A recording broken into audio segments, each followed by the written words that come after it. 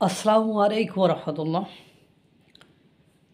আমার মনে হচ্ছে হাসে একটু মন পরিষ্কার করে নি, দিল পরিষ্কার করে নি, আত্মা পরিষ্কার করে নি, কিন্তু নিজ স্বদেশের জন্যে কষ্ট হয় যে মাথামোটা কিছু পাবলিক যাদের কোনো ধারণা নেই, কোনো সম্যক কোনো জ্ঞান নেই, কিচ্ছু নেই, তারা ফাঁকা আওয়াজ দিয়ে পাকিস্তানের যেমন আত্মঘাতী বোমা হামলা হচ্ছে, একের পর এক বিপদ তাদের চতুর্দিক থেকে ঘিরে ফেলেছে। এক বিদ্রোহীদের অত্যাচারেই তারা অতিষ্ঠ হয়ে যাচ্ছে।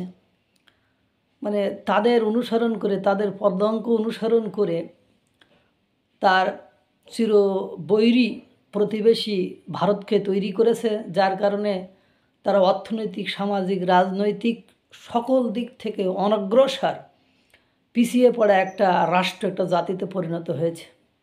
এই ভারতকে বাংলাদেশ যার স্বাধীনতা অর্জনে ভারতের যদি ভূমিকা না থাকতো, ভারত যদি আশ্রয় দিয়ে, অর্থ দিয়ে, খাদ্য দিয়ে, অস্ত্র দিয়ে, সৈন্য দিয়ে সাহায্য না করতো, তো এই বাংলাদেশ নামক রাষ্ট্রটি পশ্চিম পাকিস্তানের পুরো পেটের মধ্যে চলে যাইত।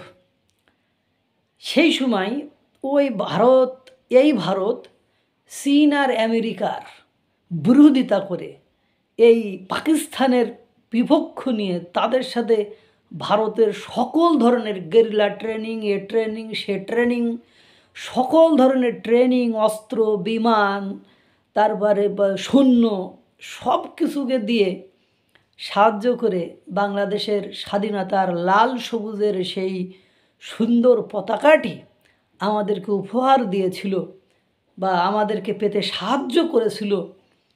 আজ আমরা বিশ্বের বুকে একটা স্বাধীন রাষ্ট্র হিসাবে যে সগৌরবে একটা পতাকা নিয়ে মাথা উঁচু করে দাঁড়িয়ে আছি, সেই ভারত। আর সেই ভারতকে এই বাংলাদেশের বর্তমান সময়ের কিছু লোক কাদের পামে পড়ে, পোকে পড়ে, ঝোঁকে পড়ে আপনার সেই ভারতকে আপনার মার্কিন যুক্তরাষ্ট্র, চীন আর পাকিস্তানের সাথে নিয়ে ভয় দেখাতে চায়।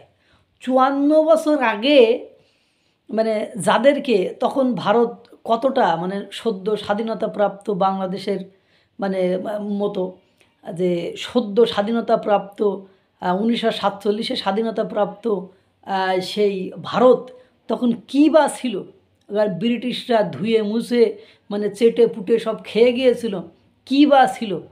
তখনই এই ভারত, এই চীন, এই মার্কিন যুক্তরাষ্ট্র আমেরিকা এই চীনকে ডরায়নি, এদেরকে পাত্তা দেয়নি।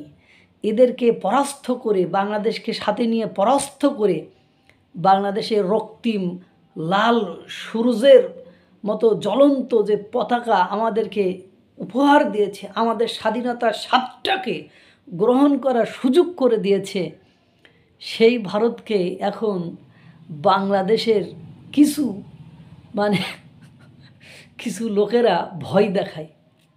এটা আপনারা ভাবতে পারেন, যারা চাউল রপ্তানি বন্ধ করে দিলে বাংলাদেশের চাউলের পরিমাণ বেড়ে যায়, যারা পেঁয়াজ রপ্তানি করা বন্ধ করে দিলে বাংলাদেশের পেঁয়াজের পরিমাণ বেড়ে যায়, যারা কাঁচামরিচ রপ্তানি করা বন্ধ করে দিলে 100-150 টাকার কাঁচামরিচ 800, 900, 1000 টাকা হয়ে যায়, যারা পানি দিতে না চাইলে বাংলাদেশ মরুভূমি হয়ে যায়, যারা বিদ্যুৎ না দিলে বাংলাদেশ অন্ধকারে ডুবে যাবে, যারা নেটওয়ার্ক সার্ভিস না দিলে বাংলাদেশ একেবারে পুরো বিশ্ব থেকে ডিটাস্টেড হয়ে যাবে, বিচ্ছিন্ন হয়ে যাবে, যারা মেট্রো রেল থেকে শুরু করে রেলের কর্মকাণ্ডে মনে করেন আপনার সহযোগিতা বন্ধ করে দেওয়ার কারণে বাংলাদেশের রেলওয়ের প্রজেক্টের যে বিদ্যুৎ গতিতে অগ্রগতি ছিল, সেই অগ্রগতি বন্ধ হয়ে যাচ্ছে বা গেছে।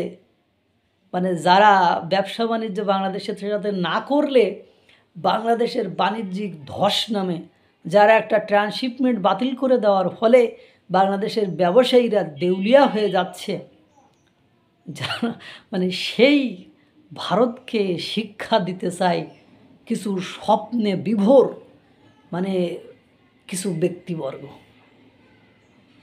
মানে আবার কাদেরকে সাথে নিয়ে, যাদেরকে এখান থেকে 54 বছর আগে মানে ভারতের কোনো মানে এখন যে বিশ্বে তার পজিশন চতুর্থ, বিমান বাহিনী তৃতীয়, তখন এই পজিশন হয়তো বা 20 নম্বর 30 নম্বর 40 নম্বরে ছিল। তখনই ভারত এদেরকে গণি নাই। আর এখন 2025 সালে এসে Israel, Russia, France, Australia, Germany, মানে জাপান, যারা মানে ভারতকে সহায়তা করার জন্য, ব্যবসা বাণিজ্য করা, বন্ধুত্ব করার জন্য উঠে পড়ে লাগে। আর ডোনাল্ড ট্রাম্পের আমেরিকা ভারতকে বসে নিয়ে আসার জন্য কত ছলচাতুরি করে, শুল্ক আরোপ করে, মানে H1B ভিসাতে রেস্ট্রিকশন নিয়ে আসে, কত কিছু করে, বসে নিয়ে আসতে পারে না। আর বাংলাদেশ, মানে যে বাংলাদেশ নামটা বলছি, এই নামটির সাথে যে দেশের মনে করো অবদান এত ওতপ্রোতভাবে জড়িত, সেই দেশকে থ্রেট দেওয়া যায়, থ্রেট দেয়, হুমকি দেয়, কিছু ভাবা যায়? মানে ওই যে ভালো আছি, মানে ছিলাম ভালো ছিলাম, পাকিস্তানের পামে পড়ে কেন আইক্যওয়ালা বাস খালাম, আমাদের স্লোগান ঠিক আর কয়েক মাসের মধ্যে এরকমই হবে, আমি উপলব্ধি করতে পারছি।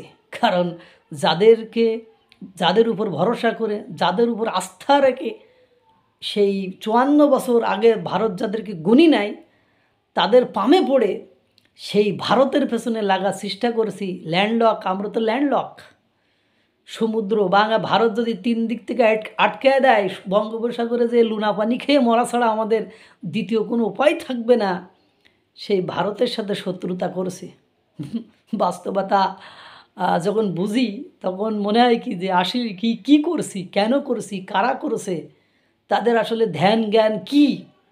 আল্লাহ তাআলা সকলকে ভালো রাখুক, সুস্থ রাখুক। যে কথাগুলো বলেছি অন্ততপক্ষে এটুকু সঠিকভাবে বোঝার তৌফিক দান করুক। আসসালামু আলাইকুম ওয়া রাহমাতুল্লাহ।